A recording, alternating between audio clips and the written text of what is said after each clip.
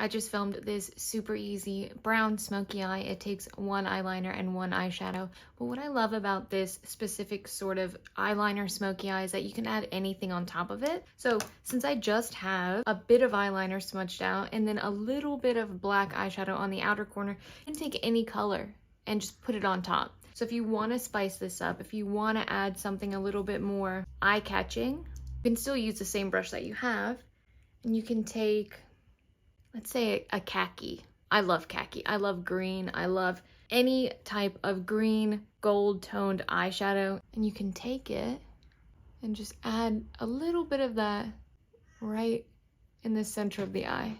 Do you see that? Do you see how that just gives you just a little something, just something that catches the eye, that catches the light? And it's something that looks good on every eye color. And it also gives you a little bit of that halo effect. So it looks like you worked really hard to create this effect using tons of shadowing, using a great technique, but it was so easy. Take a little bit right under my eye,